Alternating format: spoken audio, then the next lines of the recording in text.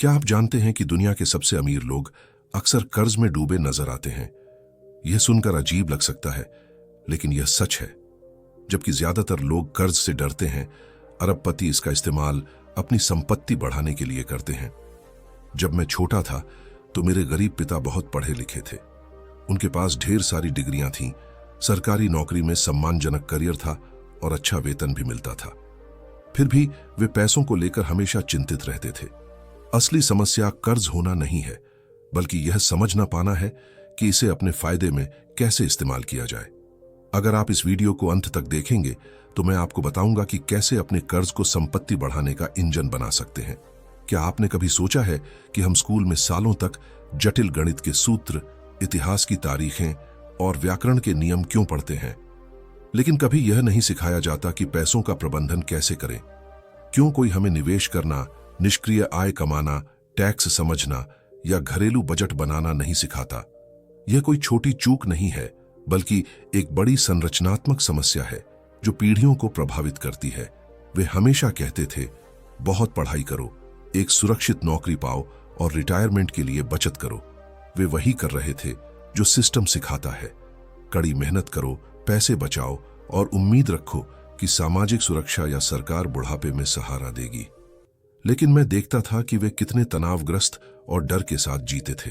हर bill उनके लिए बोझ था, हर आर्थिक मुश्किल एक बड़ा खतरा लगती थी। उनका उच्च शिक्षा उन्हें वित्तीय परेशानियों से नहीं बचा पाई। आप इस चुनौती को स्वीकार कर सकते हैं और वित्तीय स्वतंत्रता की ओर पहला कदम उठा सकते हैं। दूसरी ओर मेरे अमीर पिता थे। उनके पास कोई विश्वविद्यालय डिग्री नहीं थी, लेकिन उनके पास एक बहुत कीमती चीज थी, वित्तीय बुद्धिमत्ता। वे समझते थे कि पैसा कोई मकसद नहीं बल्कि एक साधन है। जब मेरे गरीब पिता पैसों के लिए काम करते थे तो मेरे अमीर पिता पैसा अपने लिए काम करवाते थे। वे मुझसे कहते थे, अगर तुम अमीर बनना चाहते हो तो नौकरी करने के बजाय निवेशक बनना सीखो। इस बात ने मेरी सोच पूरी तरह बदल दी। शिक्षा प्रणाली की सबसे बड़ी समस्या यह है कि यह श्रमिक तैयार करती है, उद्यमी नहीं। क्या आपने गौर किया है कि स्कूल में हमें नियम मानना, अधिकारियों की बात मानना, समय सीमा पूरी करना और तय ढांचे में रहना सिखाया जाता है? क्या आपको पता है कि टैक्स कैसे काम करते हैं? क्या आपको मालूम है कि कौन से निवेश निष्क्रिय आय दे सकते हैं? क्या आपको संपत्ति और देनदारी में फर्क पता है? यह सब एक कर्मचारी के लिए जरूरी हो सकता है, लेकिन अगर आप असली धन कमाना चाहते हैं तो यह सोच आपके लिए जहर साबित हो सकती है। दुनिया उन लोगों को सम्मान नहीं देती जो आंखें बंद करके आदेशों का पालन करते रहते हैं, बल्कि उनको पुरस्कार मिलता है जो नवाचार करते हैं, जो जोखिम उठाने का साहस दिखाते हैं। अगर आप इस चक्र से बाहर निकलना चाहते हैं तो वित्तीय शिक्षा खुद अर्जित करनी होगी। किताबें पढ़ें, ऐसे वीडियो देखें, अमीरों का गहन अध्ययन करें और समझें कि वे क्या अलग करते हैं। अमीर लोग निश्चित वेतन पर निर्भर नहीं रहते। वे अपनी सफलता को डिग्रियों से नहीं बल्कि संपत्तियों से आंकते हैं। वे जानते हैं कि वित्तीय सुरक्षा स्थिर नौकरी में नहीं बल्कि ऐसी आय सृजन की क्षमता में है जो समय बेचे बिना प्राप्त हो। शोध बताते हैं कि ज्यादातर लोग वेतन से वेतन तक गुजारा करते हैं, यानी एक वित्तीय संकट के एक कदम दूर। यह संयोग नहीं बल्कि उस व्यवस्था का नतीजा है जो हमें सब कुछ सिखाती है, सिवाय पैसे कमाने, बचाने और बढ़ाने के। सच्चाई यही है, अगर आप पैसे को नियंत्रित न सीखें तो पैसा आपको नियंत्रित करेगा। अमीर बचत से अमीर नहीं बनते, वे निवेश करते हैं, उधार लेते हैं और उसे बढ़ाते हैं। वे समझते हैं कि बैंक में पैसे जमा करना पर्याप्त नहीं, क्योंकि महंगाई समय के साथ उसका मूल्य चुरा लेती है। आपने कितनी बार देखा है, कोई लॉटरी जीतता है फिर कुछ वर्षों में सब गंवा देता है। ऐसा इसलिए क्योंकि उसने कभी पैसे संभालना नहीं सीखा। समस्या पैसे की कमी नहीं बल्कि उसे बुद्धिमानी से बढ़ाने की कमी है। अगर आप किसी को बिना वित्तीय समझ के लाखों डॉलर दे दें तो वह जल्दी दिवालिया हो जाएगा, लेकिन समझदार व्यक्ति से सब कुछ छीन लें तो वह वापस पाने का रास्ता ढूंढ लेगा। इसलिए अगर आप वाकई जिंदगी बदलना चाहते हैं तो अभी शुरू करें। ज्यादा कमाई का इंतजार न करें। थोड़ा न संभाल सकें तो बहुत कुछ भी नहीं संभाल पाएंगे। पारंपरिक शिक्षा जोखिम से दूर रहने की सलाह देती है। पैसे खोने का भय लोगों को आगे बढ़ने से रोकता है, लेकिन अमीर जानते हैं कि गणना युक्त जोखिम ही वास्तविक विकास लाते हैं।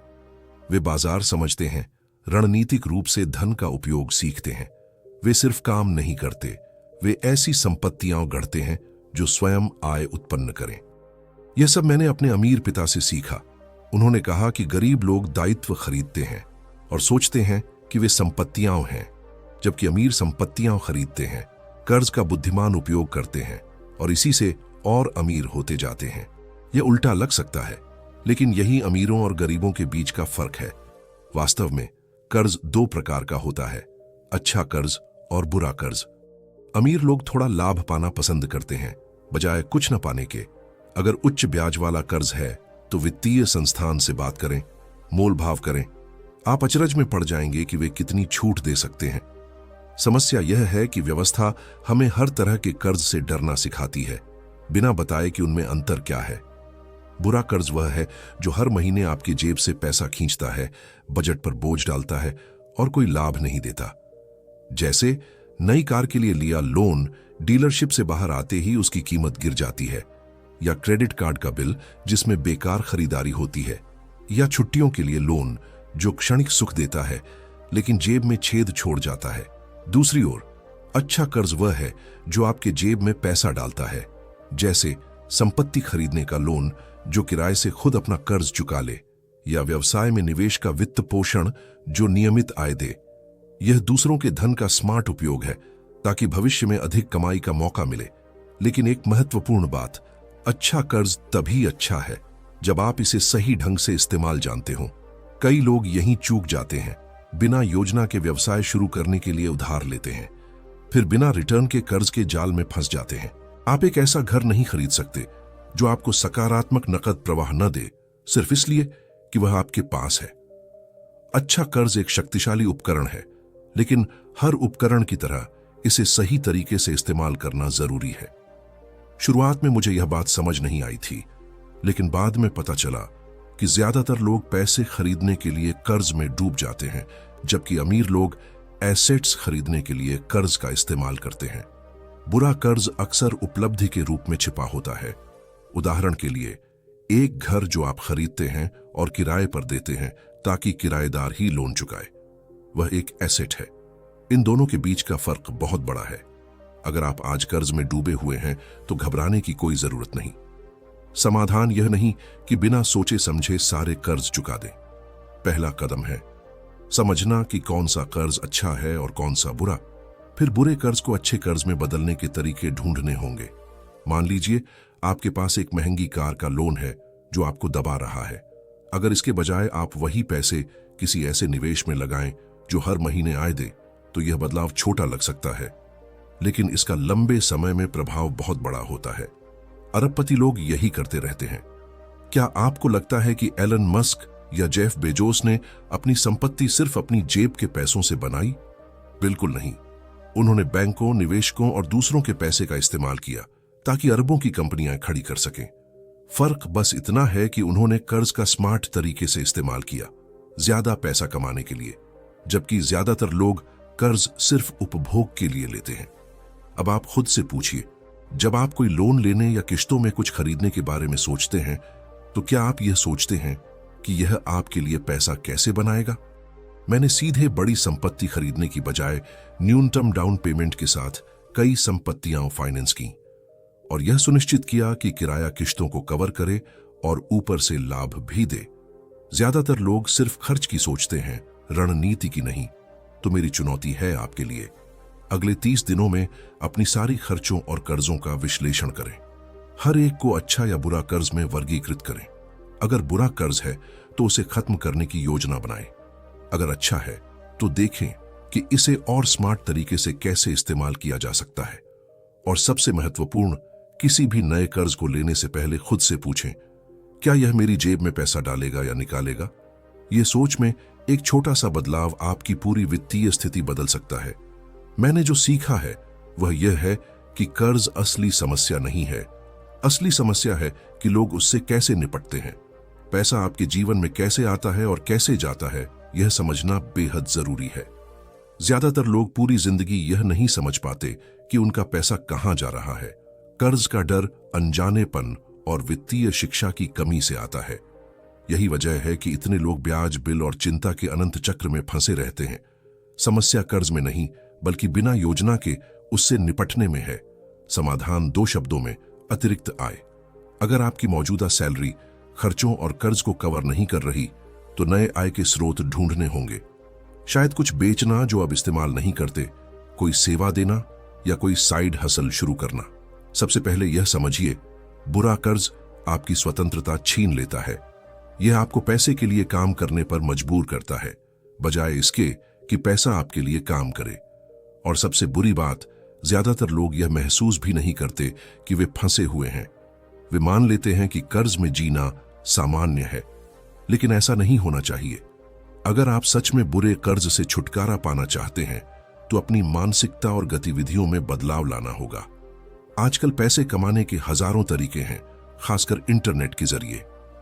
आपको सिर्फ एक आय स्रोत पर निर्भर नहीं रहना चाहिए, खासकर जब वह पहले से खर्चों में बंधा हो। सवाल यह है, क्या आप सिर्फ खर्च पैदा करने वाले पासिव एसेट्स जमा कर रहे हैं, या ऐसे एसेट्स बना रहे हैं जो आपकी जेब में पैसा डालते रहें? आज आप क्या कर सकते हैं ताकि पैसे का इस्तेमाल और रणनीतिक तरीके से शुरू हो? अगर आप सच में बुरे कर्ज से बाहर निकलना चाहते हैं, तो सबसे पहले अनावश्यक खर्चों में कटौती करनी होगी। और इसके लिए एक आसान लेकिन असरदार चुनौती है। अगले 30 दिनों तक हर पैसे का हिसाब रखें जो आपकी जेब से निकलता है। मैं गारंटी देता हूं, आप हैरान रह जाएंगे कि कितना पैसा आप बिना सोचे समझे खर्च कर देते हैं। रोजमर्रा के छोटे छोटे खर्च, जैसे बेकरी की कॉफी, बेकार सब्सक्रिप्शन या बार बार बाहर का खाना मंगवाना, ये सब मिलकर बहुत बड़ा अंतर बना देते हैं। यह चुनौती पूरी करने के बाद आप खुद देखेंगे कि कहां सुधार की गुंजाइश है, और यहीं से आपकी वित्तीय आजादी की असली शुरुआत हो सकती है। यह सब मिलकर आपकी वित्तीय स्थिति पर भारी बोझ डालता है, जबकि यही पैसा कर्ज चुकाने या निवेश में लग सकता है। और सबसे जरूरी बात, नए बुरे कर्ज लेना तुरंत बंद करें। कई लोग एक आरण चुकाने के लिए दूसरा ले लेते हैं, लेकिन यह आग पर पेट्रोल छिड़कने जैसा है। अगर आप वाकई अपनी वित्तीय हालत सुधारना चाहते हैं, तो पहले बुरे कर्ज के इस चक्र को रोकें, फिर धीरे धीरे एक एक करके इन्हें खत्म करें। एक और महत्वपूर्ण बात जो बहुत कम लोग जानते हैं, अपने कर्ज पर मोल भाव करना एक ताकतवर हथियार साबित हो सकता है। ज्यादातर लोग नहीं समझते कि कई बैंक और वित्तीय संस्थाएं ब्याज दरें कम करने या कर्ज का कुछ हिस्सा माफ करने के लिए तैयार रहती हैं, बशर्ते आप सही तरीके से बातचीत करें। अब सोचिए, अगर आपके ऊपर बुरे कर्ज का यह बोझ न हो, तो आपका जीवन कैसा दिखेगा? कल्पना कीजिए उस शांति को जब आपको यकीन हो कि आपका पैसा भविष्य के निवेश में जा रहा है, न कि ब्याज की खाई में डूब रहा है। यह सब एक फैसले से शुरू होता है, अपनी सोच बदलने का और आज ही कदम उठाने का। यही आपका सही पल है। अगर आपने अच्छे और बुरे कर्ज के फर्क को समझ लिया है, तो अब अगला सबसे जरूरी कदम है, कर्ज का सही इस्तेमाल कैसे करें। ज्यादातर लोग जीवन भर कर्ज से दूर भागते रहते हैं, लेकिन अमीर लोग कर्ज को संपत्ति बढ़ाने के औजार की तरह इस्तेमाल करते हैं। असल मुद्दा कर्ज में फंसना नहीं है, मुद्दा है कर्ज के बिना कोई योजना न रखना। अगर आप कर्ज का सही उपयोग सीख लें, तो अपनी वित्तीय उन्नति को बचत से कहीं तेज रफ्तार दे सकते हैं। पहला मूल सिद्धांत जो समझना जरूरी है, वह है वित्तीय लिवरेज। मान लीजिए आपके पास निवेश के लिए सिर्फ 8 लाख रुपए हैं। अगर आप इन्हीं से कुछ खरीदें, तो विकास उसी सीमा में अटका रहेगा। लेकिन अगर इनका उपयोग करके 20 लाख का अतिरिक्त वित्त पोषण हासिल कर लें, तो आपके पास कुल 28 लाख का निवेश का मौका मिल जाता है। इसे एक संपत्ति के उदाहरण से समझें। अगर आप 8 लाख से 28 लाख की संपत्ति फाइनेंस करें और वह इतनी आय दे कि किश्तें कवर हो जाएं तथा मुनाफा भी बचे, तो आपने छोटी पूंजी को बड़ी संपत्ति में बदल दिया। यही है वित्तीय लिवरेज, दूसरों के पैसे से संपत्ति बनाना। यही वह रणनीति है जो बड़े निवेशक हमेशा अपनाते हैं। वे संपत्ति को पूरी रकम चुकाए बिना खरीदते हैं। वे अपना पैसा नहीं लगाते, बल्कि बैंकों, निवेशकों और अन्य स्रोतों का सहारा लेते हैं। सबसे रोचक तथ्य यह है, जैसा कि कई लोग मानते हैं, बैंक उन लोगों को उधार देना पसंद करते हैं जो पहले से ही स्मार्ट तरीके से कर्ज ले चुके हैं। क्यों? क्योंकि बैंक जानते हैं कि ऐसे लोग पैसे का रणनीतिक उपयोग करना बूझते हैं। लेकिन इससे पहले कि आप कर्ज लेने की होड़ में लगें, एक अहम नियम याद रखें। जो कर्ज आप लें, वह जितना खर्च करे उससे ज्यादा कमाई पैदा करे।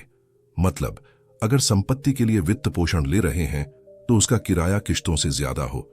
अगर व्यापार के लिए कर्ज है तो उससे होने वाला लाभ ब्याज से अधिक हो। यह सुनने में साधारण लगता है, लेकिन हकीकत में ज्यादातर लोग इसकी सोच भी नहीं पाते। वे बिना मजबूत रिटर्न प्लान के उधार लेते हैं और यहीं से मुसीबतें शुरू हो जाती हैं। मैंने यह सब जल्दी सीख लिया था जब रियल एस्टेट में निवेश शुरू किया। मेरे पास लाखों डॉलर तो थे नहीं, लेकिन यह समझ आ गया कि बैंकों के पैसे से तेजी से आगे बढ़ा जा सकता है। इसी तरह मैंने ऐसी संपत्तियों का पोर्टफोलियो बनाया जो खुद अपनी किश्तें चुकाती रहीं और मुझे निरंतर कैश फ्लो देती रहीं। यह सिर्फ रियल एस्टेट तक सीमित नहीं। इस सोच को आप किसी भी निवेश पर लागू कर सकते हैं जहां सकारात्मक कैश फ्लो हो। कई उद्यमी भी ऐसा ही करते हैं। व्यापार बढ़ाने के लिए लिवरेज लेते हैं, ज्यादा स्टॉक खरीदते हैं, मार्केटिंग में लगाते हैं और बिक्री बढ़ाते हैं। असली राज यही है। सुनिश्चित करें कि निवेश की आय वित्त पोषण की लागत से ज्यादा रहे। वास्तव में यह न सिर्फ पैसे का मसला है, बल्कि आपकी वित्तीय सोच में स्पष्टता लाने का है। विचार यही है कि अगले 30 दिनों के अंत तक आप देख सकें कि अपनी आदतों को संपत्ति निर्माण के लिए कैसे समायोजित करें। यही सोच सफल निवेशकों को उनसे अलग करती है जो कर्ज के बोझ तले दबे रहते हैं। अब आप सोच रहे होंगे, अगर क्रेडिट न मिले तो इस रणनीति को कैसे लागू करें? जवाब सरल है, छोटे स्तर से शुरू करें। लिवरेज के लिए बड़े फंड की जरूरत नहीं।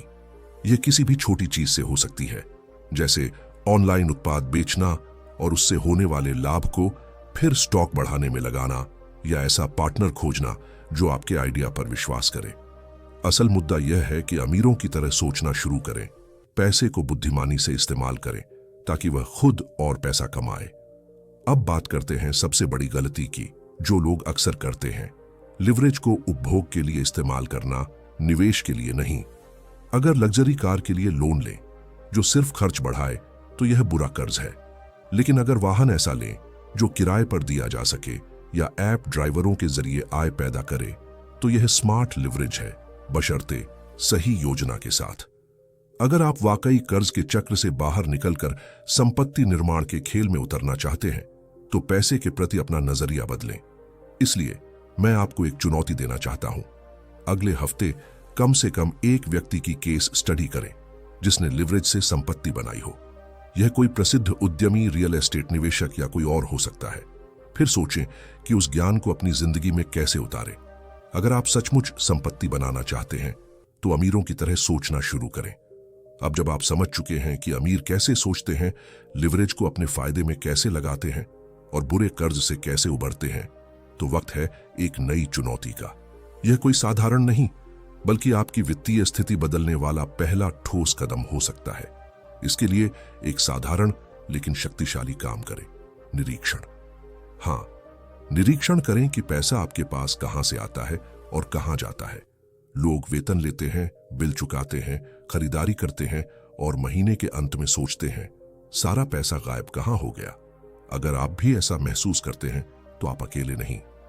रिसर्च दिखाते हैं कि ज्यादातर लोग खर्चों पर नियंत्रण ही नहीं रखते और वित्तीय शिक्षा की कमी ही मुख्य वजह है जो उन्हें धीरे धीरे कर्ज के दलदल में ढंसा देती है।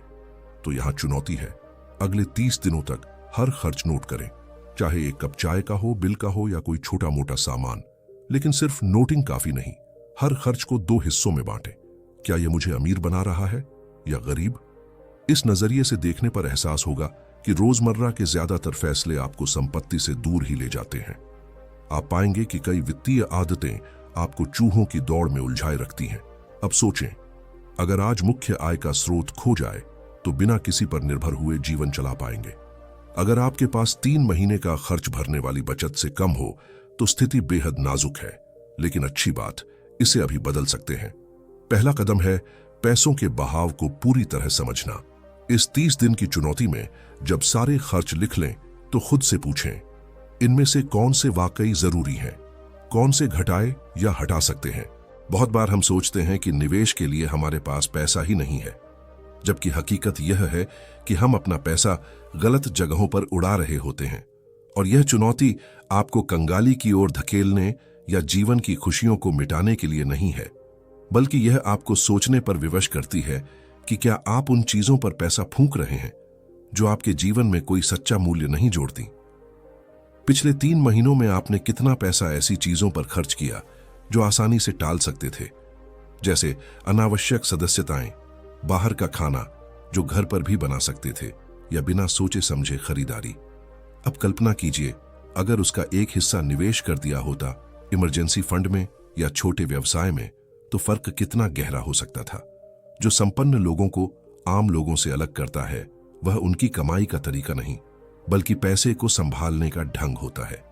कुछ लोग कम कमाते हैं फिर भी संपत्ति गढ़ते हैं क्योंकि वे सोच समझकर खर्च करते और निवेश करते हैं, जबकि कुछ ज्यादा कमाते हैं लेकिन बर्बादी में डूब जाते हैं क्योंकि उन्होंने कभी पैसे की लगाम न पकड़ी। फर्क सिर्फ एक चीज का है, वित्तीय शिक्षा और रोजमर्रा के फैसले। धन कमाने की कला ही नहीं बल्कि उसे सही उपयोग करने की समझ है। इसलिए मेरी सलाह है, इस चुनौती को अपनाइए। एक नोटबुक, फाइनेंस ऐप या स्प्रेडशीट लीजिए और हर खर्च को नोट करना शुरू करें। रोजाना, बिना किसी बहाने के। हर हफ्ते के अंत में समीक्षा कीजिए और खुद से पूछिए, क्या मैं इसमें से कुछ काट सकता हूं? क्या कोई बुरी आदत सुधार सकता हूं? क्या खर्च करने की बजाय निवेश कर सकता हूं? यह छोटा सा अभ्यास आपके पैसे से रिश्ते को उलट पुलट देगा। यह छिपे पैटर्न उजागर करेगा जो पहले नजर न आए, बुरी वित्तीय आदतों को पहचानने में मदद करेगा और सबसे बड़ी बात, यह आपकी वित्तीय जिंदगी को नियंत्रण में लाने की पहली सीढ़ी बनेगा। अब फैसला आपका है। आप इसे अनदेखा कर सकते हैं और जीवन को ऑटो पायलट पर छोड़ सकते हैं, बिना जाने कि पैसा कहां गायब हो रहा है। लेकिन याद रखिए, पैसा खुद कोई समस्या नहीं, समस्या है हमारी सोच। ज्यादातर लोग जीवन भर पैसे के गुलाम बने रहते हैं। कड़ी मेहनत तो करते हैं लेकिन कभी यह नहीं सीखते कि पैसे को अपना सेवक कैसे बनाएं। लेकिन अब आप एक दूसरा रास्ता जान चुके हैं। आप अपनी वित्तीय जिंदगी को संभाल सकते हैं, कर्ज को विकास का हथियार बना सकते हैं और समझदारी से संपत्ति रच सकते हैं। सवाल यह नहीं कि आपको क्या पता है, सवाल है आप क्या करेंगे, क्योंकि फर्क जानने और करने में ही है। अमीर बनने वाले यही करते हैं जबकि बाकी दौड़ में फंसे रहते हैं।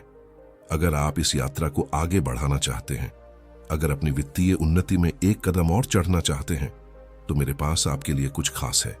स्क्रीन पर जो अगला वीडियो आ रहा है वह आपको एक पायदान ऊपर ले जाएगा ताकि आज का कल बेहतर बने। तो वक्त न गंवाइए, क्लिक कीजिए और इस बदलाव को आगे ले चलिए। मुझे इतना सुनने के लिए शुक्रिया। अगले वीडियो में मिलते हैं।